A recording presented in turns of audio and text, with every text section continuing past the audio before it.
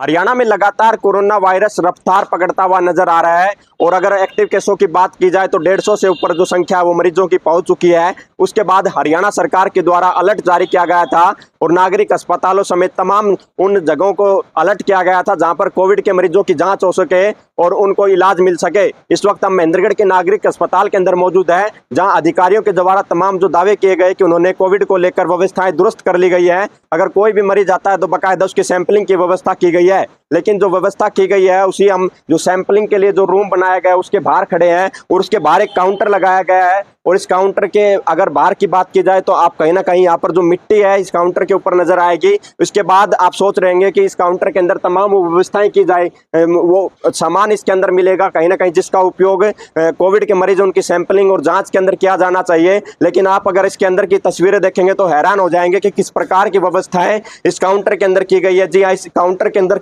कोई भी किसी भी प्रकार का सामान व उपकरण जो है वो नजर नहीं आ रहा। बाकायदा जो ये फ्लेक्स है उसके माध्यम से जो ये काउंटर ये तैयार किया गया था उसका जो कचरा है वो भी अभी तक यहाँ से नहीं उठाया गया है।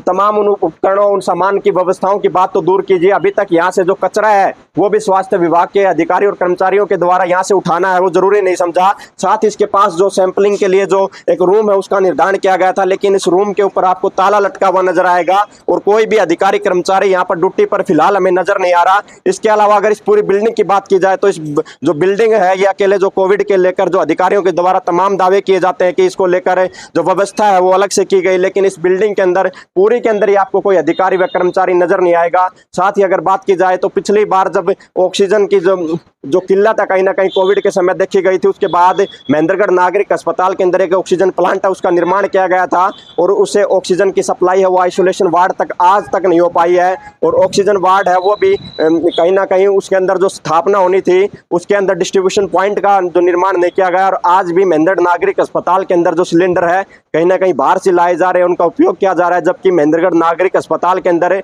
जो ऑक्सीजन प्लांट है उसकी मशीनरी लगी हुई है और उसको लेकर जो तमाम जो पावर सप्लाई की व्यवस्था की जानी थी लेकिन वो भी आज तक दुरुस्त नहीं हो पाई है। इसी के अलावा जो हमने आज आपको कोविड सैंपलिंग को लेकर जो दावे किए जा रहे थे उनकी हकीकत कहीं ना कहीं इस वीडियो के माध्यम से दिखाने की कोशिश की कि किस प्रकार से अधिकारी लगातार जो दावा करते हैं लेकिन हकीकत जब उनकी जांचने के लिए हम आते हैं तो किस प्रकार से व्यवस्थाएं मिलती है। ना कोई कर्मचारी है, ना कोई अधिकारी है, ना किसी प्रकार के सामान का यहाँ पर उपयोग किया जा रहा, ना ही मास्क व अन्य किसी प्रकार की कोई सामग्री नहीं है जिसका उपयोग कोविड सैंपलिंग के अंदर किया जाता है। देखने वाली बात यह होगी कि जिला प्रशासन के अधिकारी किस प्रकार से एक्टिव होते हैं और किस प्रकार की व्यवस्थाएं आने वाले समय में देखने को मिलती है और क्या कार्रवाई इस पूरे मसले के ऊपर की जाती है, यह देखने वाली बात होगी।